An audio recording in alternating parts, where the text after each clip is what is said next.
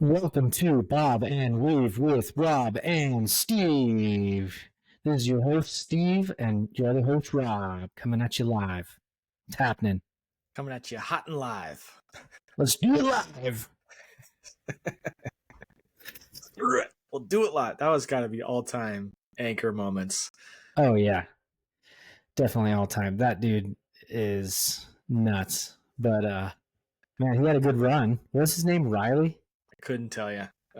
I'm not sure I could tell you a single news anchor's name aside from Ron Burgundy. Bill O'Reilly. Yeah, Ron Burgundy. Dude, I don't know what it is about the Instagram algorithm, but it's figured out that I love that movie. You sent me a video of it, but I just have so many clips that are just constantly on my feed from it. And for some reason, Friends, the show Friends, and it's like I hate these. I always skip this, but it just keeps forcing it at me. Yeah, Nicole is a huge Friends fan, and I just don't get it. Like, there's definitely like with having however many seasons they had, there's definitely some funny moments, but it's not something I can sit down and watch 3 episodes of. Yeah. I don't feel like it's timeless like Golden Girls, but I look at watching it now. It's like, man, that wasn't as funny as I thought it was. Nicole still watches it. Like, she still thinks it's great. Wow. But speaking of that Ron Burgundy clip, I saw his mustache. He did an interesting thing. He shaved like a bunch from the top, so it was almost like this. Yeah, just real thin along the lip.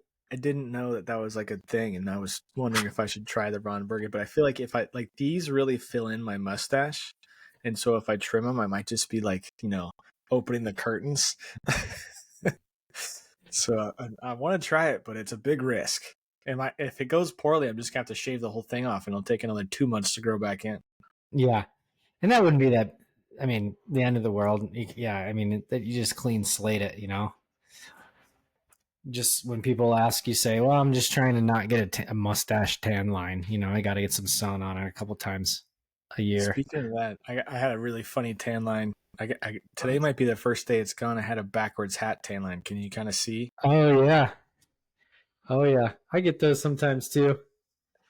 Not today. I got a burn on Sunday, and I've been treating it. Looks like it's almost not noticeable. What'd you guys get into? We went on a hike, and then we went to the fair. I had a 20,000 step day. Wow. Yeah, it was a lot. What had more steps, the hike or the fair? I think the fair, because we were there for probably like 5 hours. Yeah. And the hike took 2. What's the fair like? Is it a county fair? Oh man, you got to come out for the fair. OC Fair is a big deal. It's a county fair, but it's huge. We could have been there for another 2 or 3 hours. We're actually going back tomorrow to go do more stuff because they've got animals, pig races, bunch of rides, bunch of food, bunch of shows, trade shows, concert venue that does stuff pretty much every night. There's a cantina that has live music, and it's like a very Mexican vibe. So it's like mariachi type style, but with a band. There's a lot going on. Did you ever go to the Indiana State Fair back home? The state fair? It's been a while, but yeah, I definitely went. Yeah.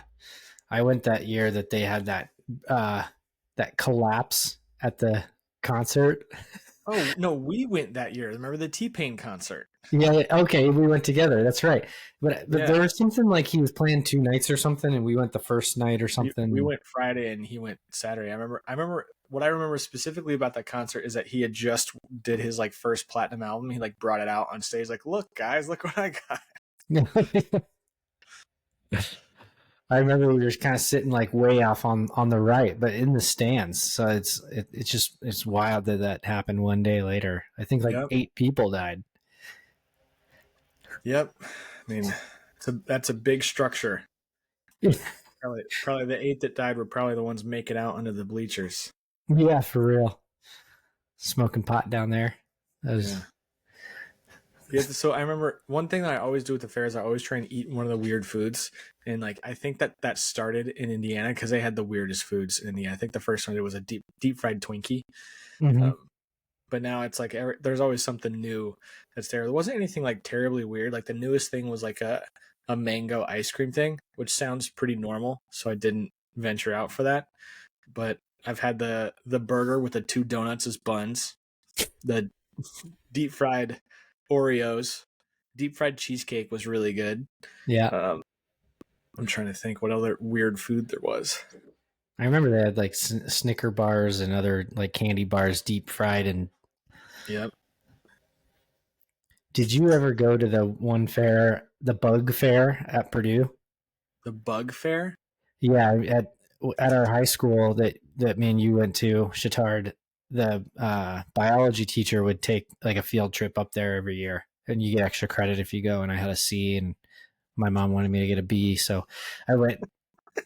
And they had the same kind of stuff, but it was all bugs. So they had like chocolate covered crickets and like deep fried grasshoppers and like breaded and like mozzarella stick, but grasshoppers instead of Very cheese. rich in iron, right? Yeah. And I remember it was Miss Tice. I was like, hey, I'm getting extra credit for being here already, but I'll eat that deep fried grasshopper for more extra credit points. And she legit, she came through. She said, yeah. And she followed through, man. I ended up with a B. Nice. For eating a grasshopper. It was disgusting. You remember it was not good? I just sort of chewed it a couple times and swallowed it. It was like crunchy and it just tasted like a crunchy corn chip kind of thing. If you really thought about it, you could like feel stuff, but I just like gulped it down. Yeah, watching Fear Factor, people eating all those bugs. It sounds and looks very crunchy when they eat it. It's like a lot like. Yeah, I don't know how people do that stuff. I mean, maybe if I was like, here's $1 million if you do this, but I wouldn't do it for competing against 10 other people for $20,000. Yeah, it just gets steadily harder throughout. Like I'm like, I got to do 8 of these things and beat everyone else to get it. No thanks. Or there was one that was like, here's a gallon of worms. You have to blend them up and drink them. I was like, oh, okay. No. That's so gross. Oh my god. Anyway. How do we segue away from a gallon of worms? Like, dude, this is super weird. We kind of ran out of shows to watch and stuff, and we like to like just relax every night for like an hour and watch a show or something. And but I didn't want to get like tied into like Jack Reacher or something that has like 6 seasons. So we found this. Does Jack Reacher have 6 seasons? I thought when I watched it was just like 1 or 2. Jack Ryan, sorry, whatever it is. Right. Yeah, I don't even know about them. I'm like, I just don't want to get into it because then I'm hooked. But she started talking about this. Elena started talking about this show she watched as a kid, and we found it in English. It's called Dr. Quinn, Medicine Woman. Do you remember that show in the 90s? Oh, that sounds hilarious, though. Yeah. But yeah, it's this like pioneer town in the 1800s, and what this like doctor goes through being a woman and everything. It's like 90s woke, you know. But what was a woman doctor? yeah, and it's pretty funny because it's like it was woke for the time, and like now it's like, oh wow, that wouldn't be acceptable now, 25 years later. Like, yeah. But that's crazy. Yeah, just 25, 30 years ago. Yeah, how far we've come. But we kind of like that era. Like, have you seen 1883? And it's you've seen Yellowstone, right? No, I mean I know about it. I haven't seen it. Dude, that show's amazing. And then there's a couple spin-offs of like prequels of it. So, because Yellowstone's set in current day, and then like his great grandfather or whatever, when he moved to the land that the current Yellowstone is about, it's like, yeah, that was in 1823 or whatever it is. So yeah, it's all about like how they got to the land. That show is awesome about pioneer stuff. All right, I'll check it out. But yeah, I think those are all on like Paramount or something now, or Max. I don't know, something. Which provider is your go-to these days? Freevee. Freevee.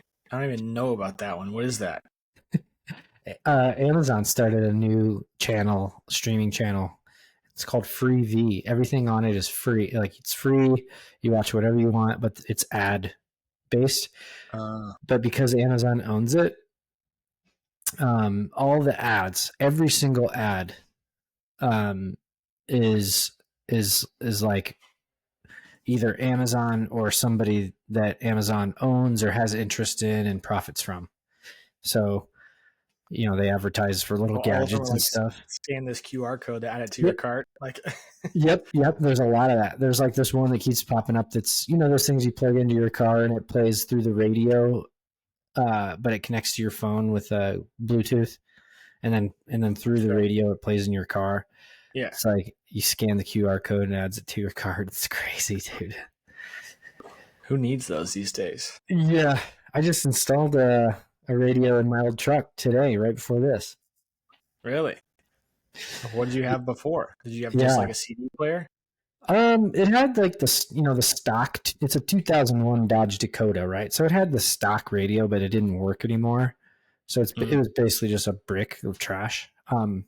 And so I bought a 10-inch screen thing, right? Like all the new cars have.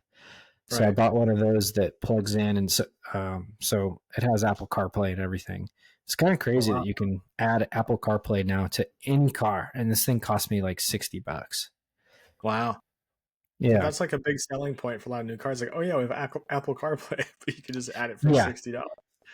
Yeah, I mean, if you went to a shop and had them do it, it'd probably be $400, $500, $600. But you can buy them on Amazon, and then it took me like 3 hours to figure it out, and brain power. An extra two heads are better than one. Atlanta helped me with one last connection and made it work. So, but yeah, like that is such a good option for people with older cars who want that little technology boost. I mean, it makes a huge difference, right? Just having CarPlay. Do you remember the last car you had that didn't have CarPlay? My 2011 Mitsubishi Eclipse.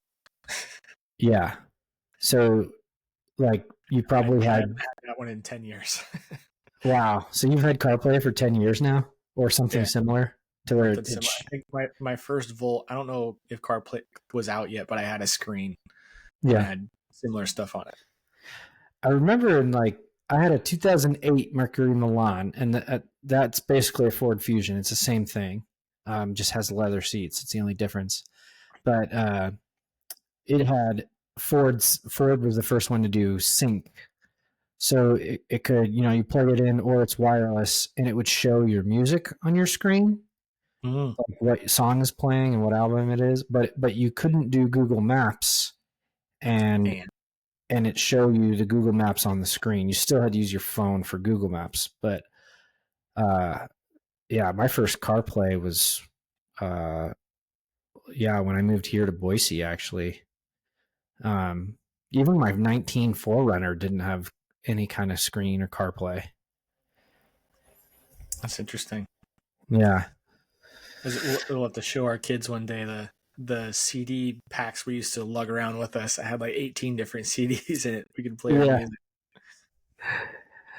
Yeah, dude, it is wild that you have every song you could every album you could ever want is just, you go to Spotify and you can stream it through the sky. And when we were kids, we used to ride our bikes to Luna Music to buy Eminem CDs unedited when my mom didn't know, and I'd bring it home in my cargo shorts to hide it from her. Like, I think now kids just go on Spotify and just listen to anything they want. Oh, dude, remember the Ludacris Word of Mouth CD? Mm-hmm. Oh, yeah. Listening to the difference between the edited and the not edited version. It was like every other word, and they added funny sound effects instead of the curse words. Yeah. You know that song on that album? It's called Saturday. Oh, no. Yeah. Dude, that song is like the edited version's better. Because of all those funny sounds. I remember I had both I had the edited version first, and then I pirated the unedited one, and I was like, dude, I like the edited version of this song better. Yeah. It's great. Shoot, you just made me think of something. Ludacris, his album before Word of Mouth, or maybe it was after, was called Chicken and Beer. You remember Yep, that? that's the one. Yeah, You know he has a chain of restaurants in Atlanta now called Chicken and Beer? I'm gonna guess ludicrous. Yeah. I saw one. Well, there's one at the Atlanta airport. Oh man, that's great. He's got a location at the airport. It's crazy. Have you been? No, it just didn't sound good at the time. I went there at like 9 in the morning to leave, so I was like, You I'm didn't not. have chicken and waffles for breakfast? No. I don't even know if they were open. Honestly, it was Yeah. one of those things where I was listening back to one of our older pods from like 2 months ago. It was that trip I was telling you about where TSA was crazy, and by the time we like got in, we had to go to our gate and we boarded like 10 minutes later. So Gotcha.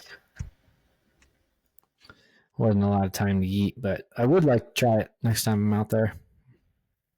Me too. Next time I go, give it a go. So we talked about cars a little bit. I know we talked about my lease and how I'm feeling about it.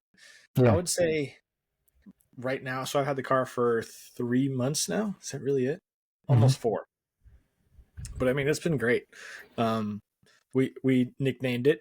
It's now the Gyat because it's like a yacht, but that's not trendy enough. So it's a Gyat. Because it's so big. It's big. I mean, compared to my Bolt, it is enormous. What's big It about it? Like just roomier back seat, bigger trunk, or what feels big about it? By the the way, this is car a is Hyundai Ioniq, right? Ioniq it's 5. so yeah, the Ionic 5. It's so long. Like Hmm. it is the longest car I've ever had. Hmm. It's longer than Nicole's CRV by Really like a foot. Like it's not close. And it's so interesting. I think I want to say it's over 2 feet longer than my Bolt, if not longer. And so I Oh remember yeah, when I first started driving it, it was very like it felt very boaty because it was so big, like ooh, ooh, ooh. But then we kind of decided, oh, it's kind of like riding a yacht. Like it's a big boat and hit a small wave and you go, doo. how And so tall is it? it's not too tall. I don't know the inches. I would say it's 5 feet. Does the I'm looking at pictures online right now. Do the front seats have like leg rests that pop out? No, I have not seen that. I mean, not on my version. Maybe they do. Maybe it's a like the next one. Yeah. So how's I, the performance on the charge? oh, it's pretty cool. So my favorite thing about it is how fast it charges. So I can get to 80% in 15 minutes. And the Wow. other thing that was great with it is it came with the deal where at Electrify America, one of the charging stations, I get free charging there for the entirety of my lease. And so there's one right by my house. And I'll pretty much only charge there. And the last time we did it, it showed how much it would have cost if I didn't have the deal. It was like $30. Hmm. And so an 80% charge gets me to about 270 miles. And so when I get 100%, I think I'm at like 310 or 320 or something like that. But I don't drive around that much for it to really matter. I don't leave Orange County pretty much ever. Everything's here that I need. So I'll charge once every 2 weeks, maybe every 3 weeks. I'm there for Oh 15 wow. minutes, in and out, and I'm gone. The And that's biggest the one issue in is that that's the yeah, one at the grocery store, right? So it's like super convenient. it's at Target. I mean, it's Mm-hmm. honestly, it charges so quick. It's not worth going into Target and coming back out because you're never in and out of Target in 15 minutes. It takes Mm-hmm. at least 25, 30. And, at that point, your charging slows down. So I usually just stay in my car and hang out, make a couple phone calls, check my emails or something, and then wait a little bit and I'm good. Wow. Yeah. Every 3 weeks. So how many miles have you put on the car already, or by now at this point? Question. Well, we did take it up. We wanted to try it doing a distance one. So we took it up to Central California to go see her family for 4th of July. And we did that. But the issue was when it gets really hot, the charge gets decreased. Like just like if you have any kind of battery charge thing, the battery is not as good. And so we had to stop an extra, I think it was just one time extra. So we did 3 stops on a 5-hour drive. and it ended up making it like a 6.5 hour drive just because we had to, get off the road and drive 5 minutes to the closest charging station and then go. But I mean, it saved us $100 in gas. Yeah. Does it do what the Tesla does, where it tells you, when you tell it, I want to go to Mendocino or whatever, and then it tells you, okay, you're going to need to charge here, here, and here. Yeah, it can. I haven't done that before, but I'm pretty sure it can. I just looked. I got 2,700 miles on it, and most of that is driving up and back from Modesto. Mm-hmm. Yeah, Oh, I would say that the biggest issue with the electric car is that sometimes the charging stations are busy. And so, you can't make it so that you have to charge right now. Like you need to make it a part of your daily routine or your commute, like to go check the charging station. Because if I've got 100 miles left, but the charging station is open, I'm going to go charge. And I'll be there for 10 minutes instead of 15. But then I won't have to charge for another 2 or 3 weeks. Mm-hmm. But if I wait until I'm at like 20 and I'm like, I can't, I don't feel comfortable driving to the grocery store and back because I don't know what happens when I get below 10. That's when you get the range anxiety, and it's not good. I don't, you'd have to tow your car to the closest charging station and hope that at that time the charging station isn't full. That's so wild. Yeah. What happens if it dies and you're like 50 feet away from a charging station? Can you even push a car that heavy? That's a good question. I would assume you could, but I haven't tried.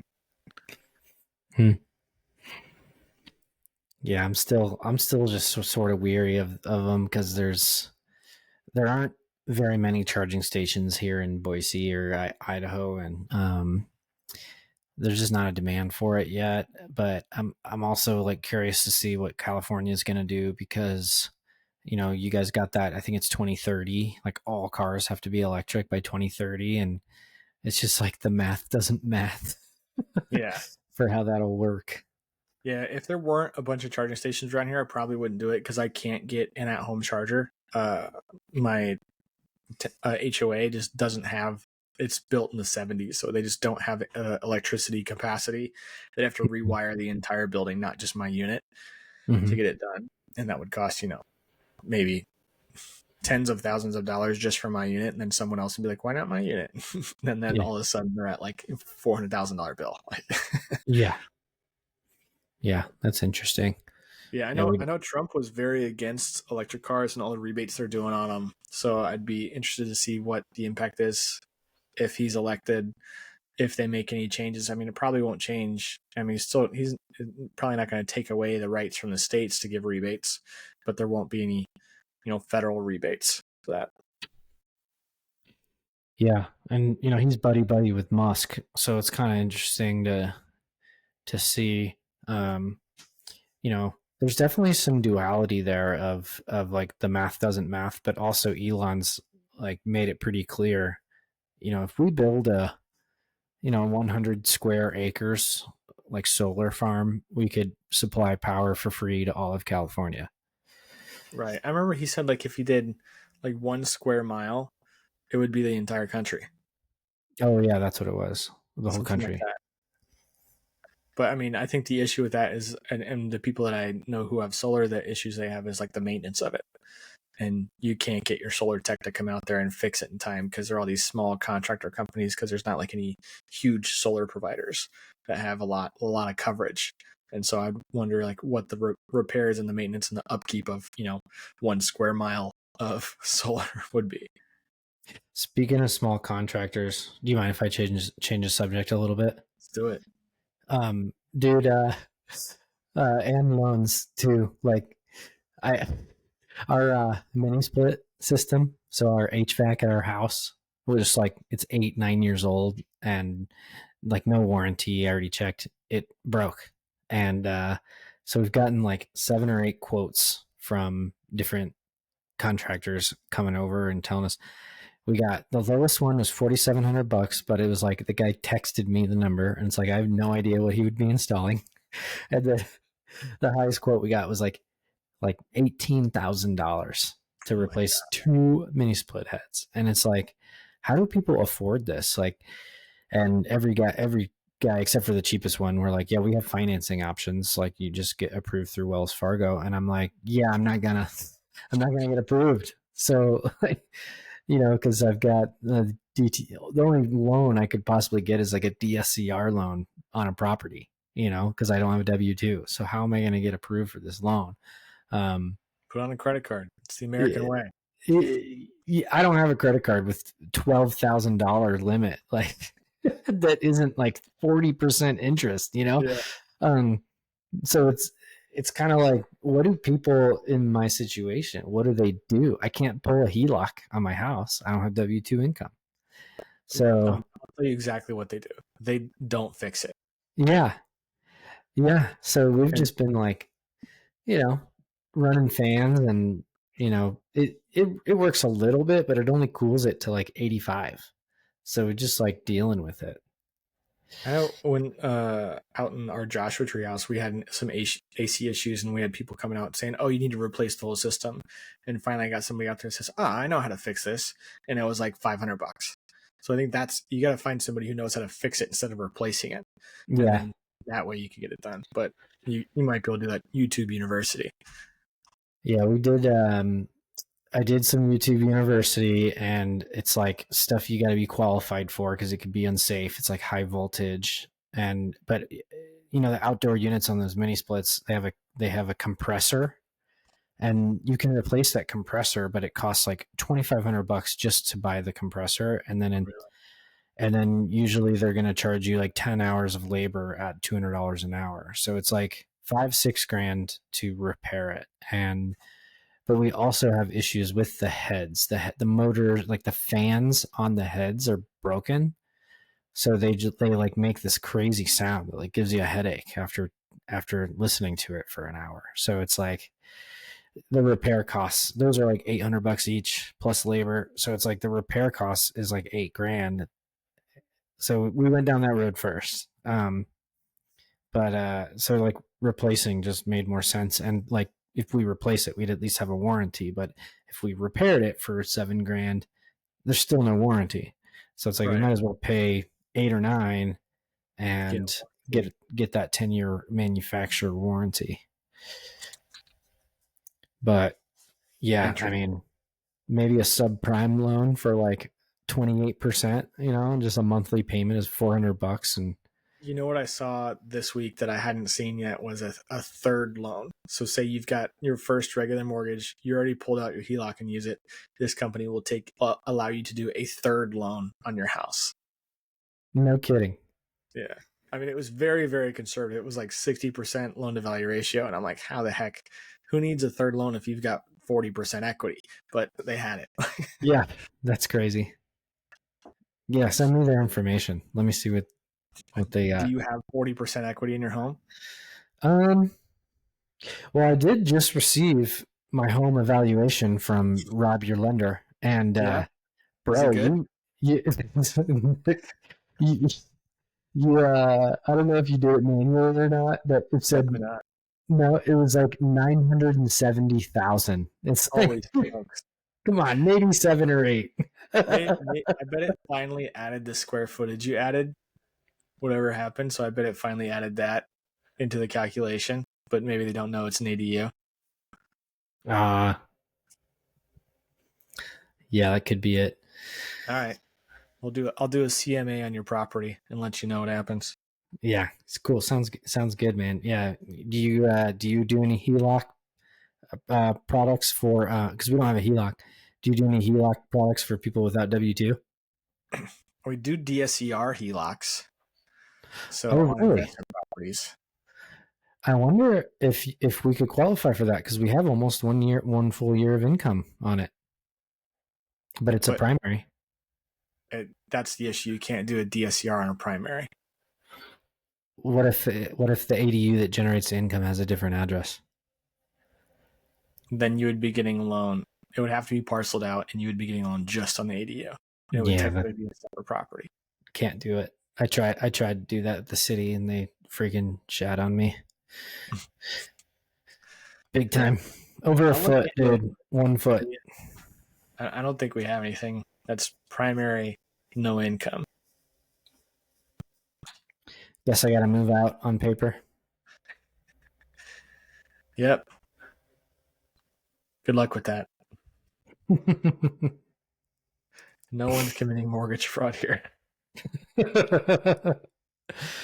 I've been keeping my eye out for seller finance properties because uh, moving would be such a pain again. But we really settled in here. But I mean, this house that we're in could generate so much income. Like we could find a rental for like 1,800, and we could rent this house out. The one that we live in, we could get it on Airbnb for like $4,000 a month. So it's like a net gain of $2,000 a month. And then we wouldn't need to worry about maintenance where we're living, you know. Um, we could pay somebody to like mow the grass here and do all the stuff here, and then rent a place that like the landlord pays for that. Well, we That through is our rent, I the guess. big benefit of renting, and why some people continue to do it is like, I don't want to worry about the upkeep of a house. And I actually got in a heated argument with a keyboard warrior on Reddit, and there was some 20-year-old saying, "Hey, should I buy a house? I make good money, but I feel like it's too early." And like everybody on there was like, "Do not buy a house. You're not ready. You're too young." And I was like, "Screw you. Who says they're too young? You don't know anything about this person aside from the fact that they want to buy a house and they have a good job." Like, and the Yeah. fact that they have a good job at 20 years old means they're pretty mature. They convince somebody to pay them whatever they're giving them for his salary. I think they might be able to handle managing a house. And so, but all these like people, I've been in the industry for 25 years, and wasn't the things I was doing at 21. There's no way I could have bought a house and maintained it. And I was like, but Yeah. that's the reason people don't do it, is because they're scared of the maintenance, which is the big issue. Yeah. Have you seen that guy on Instagram that makes videos about how awful homeownership is for him? He's I like, I'm a haven't. millennial. I bought my dream home, the American dream. I fix fence posts on weekends. It's just all his brutal, like, I just spent $600 at Home Depot for fixing a fence. Like, so Yeah. happy about that. I think I would love to spend my weekends doing that. If that was my biggest concern, great. Yeah. Oh man. Well, good stuff, dude. So on what's your handle on Reddit for people who want to follow you? It's all Rob Your Lender, and I don't do much posting. I'll just go in the forums, like the first time home buyer and the real estate investor stuff, because people ask a ton of questions in there, and so I'll just go in there and answer questions. And sometimes people want to quote, sometimes they don't. Just kind of spreading some information. Nice, dude. So you actually pull business off Reddit and quote for people and quote stuff for people. Yeah, nobody's actually like submitted an application, but I've gotten people saying, "Hey, I'm buying I need a DSCR loan in Wisconsin. What's that look like?" And then they're like, "What about an arm? Why is the arm rate higher? Why? How come I can't do an interest only?" They're usually very lost, and that's Yeah, why they're on Reddit looking for answers, because other professionals don't want to deal with them. But I'll give them information if they want it. that's cool, man. Yeah. Yeah, recently downloaded the Reddit app because every time I Google something lately, like how do you tie a fishing line, like setting up your fishing pole, right? And it used to be like you just find random websites and maybe a Quora article, but Yeah. now it's like always the first three. It's like somebody asking the same question on Reddit. Yeah. Um, I think so I just they have downloaded some the kind of app. partnership between Google and Reddit now. And I remember seeing Oh, something about like right when it came out. Because I mean, Reddit is pretty unhinged. Like you can find anything on there. There's not hardly any censorship. It's like illegal activities are the only thing that's censored. Um, and so people, and it is pretty anonymous as well. So if you don't want to have your name on there, your handle could be, computer guy 123. And so you can post whatever you want without having to worry about that. So when they first came out, like it's on your Google suggested search or suggest answer could be like wildly inappropriate. yeah. Like I think they fixed it, but I haven't really checked it. I've noticed that a lot of people use stars instead of swear words too. I don't know if it gets like flagged if they're swearing or something. I don't know. I haven't seen that. Hmm. That's not the forums that I'm in usually. I guilty pleasure, bro. I love reading the Am I the Assholes? Oh yeah. Especially when it's like about cheating. Oh my God. There's people that make entire podcasts about that. They read the Am I the Assholes? Oh, really? Yeah. Dude, so good. I saw one where it was a girl that was like, she got ghosted by this guy that was her boyfriend and didn't know why. And so they called into a show, radio show, podcast type thing to get her now ex-boyfriend on the phone and find out why. And he comes on and says, "You really want to do this online? This is the method in which you want to do this? All right, here we go." And I had a party. You were there. You weren't really hanging out with my friends. You're texting on your phone. One of my friends saw what you were texting, and you were sexting your ex-boyfriend at my party in my house. Yikes. And then she goes, "Yeah, I told you I had unresolved issues with my ex." and he's like, "Yeah, I thought that meant you're getting over a breakup or something, not this." And she's like, she stood on her own grounds, like, "No, you can't tell me what to do and how to handle my relationships." And I was like, "Okay, goodbye." And he hung up. And then the radio show host like, "Listen, lady, like that's not a good thing." And she goes, "Now you guys forget this." Click. Oh, wow. They held her accountable and she just couldn't handle it. Yeah. That's so funny. I gotta find some of those podcasts just to kill some whenever I need to kill some time. Maybe we should do an Am I the Asshole segment on here. Get a quick 20 on there. I love that idea, dude. What if we did one right now? All right, hit me. I'm just Googling Reddit, Am I the Asshole? Let's see. First one that comes. Am I the asshole for telling my fiance that I'll wear makeup for the wedding if he does? I, 26 female, do not wear makeup. I experimented with it as a teen, but the way it feels on my face, I don't like it. My face is my face, and I think it's a good one, as is. My fiance, 26 male, has never complained and has always said I look beautiful without makeup. His mother and sisters think it's weird, but no longer comment on it, as I drew a very firm line on the sand early on. We are currently deep in wedding planning. I'm picking out a dress and arrangements and a hairstylist for the big day.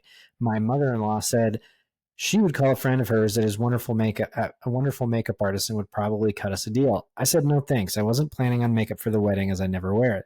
She tried to insist, saying that I would regret not wearing it when I saw the photos, but I held firm. I've seen myself in prom dresses and other fancy pictures and have never wished I'd worn makeup. The most I'm going to do is get a spa treatment so my skin looks its best. This upset mother-in-law, and she got my fiance involved. He asked if I would just wear makeup for the ceremony and pictures. I told him I want to look at my pictures and see me. He said it would still be me, just the best version of me, which pissed me off. Not gonna lie. So I asked him if he was gonna wear makeup to look like the best version of himself. He said no. So I told him that I will make him a deal. The only way I'll wear makeup is if he also wears makeup. Tit for tat. His could be in a masculine style. I hope that was the end, but you just cut off. I think you're frozen. Oh, really? You can't hear me? Oh, you're back. Okay, can you hear me? Yeah. Okay, cool. Blah, blah, blah, blah. Let me skip to the end. He said I was being unreasonable, but couldn't come up with a reason why the pictures would look better if I wore makeup or not, so he stormed off. Sister-in-law sent me a text telling me I'm delusional, and I didn't think that I think I didn't need makeup and to suck it up for one day. Most of my girlfriends are on my side, and the world's best maid of honor is ready to throw hands. But some people think it's usual to wear makeup for formal occasions, and I'm being precious about it. My brother thinks my conditions were emasculating to my fiance. Am I the asshole? All right, no, Rob, what do you think? Absolutely not. She can do whatever she wants. It's a free country. She hasn't worn makeup her whole life. And it's not like there's no requirement. Like, she could not wear a wedding dress if she didn't want to. Yeah. Whatever. It's her wedding, her day. And the mother-in-law thing, like, guys, chill out, mother-in-law. Like, yeah. I get like what your social norms are, but if I'm the husband, and I want her to wear makeup to make my mom happy, guess what? I'm wearing makeup. Like, I'm gonna blush up, maybe throw a little eyeshadow on or something, doing it for the pictures, make mom Yeah. happy. Yeah, man. I'd be pretty pissed if someone said I needed to put makeup on to look my best. It's like, dude, fuck you. I am who I am. What if somebody said you need to get a haircut the day before your wedding to look your best? That makes sense. Why is that different? Well, because it's not adding something to your body that isn't real. It's grooming, you know? It's just it'd be like shaving before your wedding. Like you want to look clean and freshly groomed. Um but I don't feel like makeup that's a good devil's advocate point, but I think because it's adding an unnatural element to it, to the ensemble is the difference. I think his point. I think she probably overreacted to him saying, "I want this so you can look your best," because that is kind of what people do. Like when people tell me to go look my best, I make sure I'm freshly shaving, got a haircut. I Suit. make sure I've ironed my clothes. All that stuff is good. So it's like I'm doing all the things that like make me more presentable. And I think she overreacted to that, like saying you look better with makeup. That's traditionally people look better with makeup. That's why, all actors and actresses use it when they're filming or doing performances. Like they're wearing makeup. And I don't think it was she she probably overreacted, but I don't know exactly how the conversation went. But yeah, I don't Yeah, think the she. comment about "I'll do it if you do it" is definitely petty, but and who knows the reality, but maybe they were just like bothering her super hard about it for super long. She kind of like hit her, hit her wit's end and kind of had a little explosion, which it's a high stress time when you're planning a wedding. It also kind of sounds like mother-in-law, sister-in-law, all of them. They just wanted the bride and the groom to like pay for a makeup artist for themselves. I know somebody who I would don't give think you a that's. good deal. I think that's fine. Like to if she was refusing makeup for everyone else because she wasn't doing it, I think that's a little bit different of a story because it is kind of the norm that you're going to have makeup for your bridesmaids Mm-hmm. and the moms done and paid for as part of the wedding. And she should do that even if she doesn't get makeup. And, her maid of honor might stand in solidarity with her without having any makeup on, but she should provide it for everybody else. Because that's the whole thing. Like the morning of the wedding, you guys spend 6 hours drinking mimosas and getting your hair and makeup done. Yeah. I will say too, and this could probably get me canceled, but ask me if I give a. Um, I've known a few girls who never wore makeup, and I've never seen people who have clear skin. Like look at me and you. We don't have a bunch of acne and a bunch of because we don't cover our skin that's supposed to breathe with Yeah, like a dude. Think layer like of think about it. You're crap. filling your pores with Yeah, chemicals yeah, that make it look smoother all day, right. and then you wash it off at the end of the day and expect your skin to be clear. Like that's not how it works. I've even seen some articles, maybe they're a little on the tinfoil hat side, but I've seen articles about shampoo that like the cheaper shampoos actually have chemicals in it that make your hair like thinner or even fall out. And that's like the manufacturers know that. And it's because they know that then you'll buy the more expensive one that has moisturization or whatever, and it still has those things in it. So you just like keep going through the cycle of trying to buy nicer stuff. But I think that makeup has the same thing. I think the chemicals in it, your skin reacts. What is a pimple? It's your skin trying to expel waste, right? I think so. I think if you're clogging your pores and putting all this chemical stuff on, our skin is very absorbent. It's absorbing those chemicals on your face, and then your reaction is you have more acne and more imperfections that you need to now cover up. So it's like a vicious cycle. But but I've known there were a couple girls on that I played basketball with, and neither of them ever wore makeup, and people were always like, "Your skin's so perfect. What's your routine?" And they're like, "I just don't wear makeup." I do nothing. Yeah. But So, yeah, I was talking about that shampoo thing with somebody else. I didn't have the same information, but I wash my hair a heck of a lot less than I used to. Like I'll do it once, maybe twice a week. mhm. Um, I know you don't have that issue, but you Yeah. know, my everybody says you get your hair from your mom's side, and pretty much every male on my mom's side who's over 40 is bald. Almost 100% of them. And so Mhm. I don't know what happened with me, why I'm different, but that the way I'm kind of keeping it, what's even though it's definitely receding, it's going. But I've got still, I mean, I don't have like a crazy bald spot, Yeah. but yeah, my secret is I don't wash my hair every day. Yeah.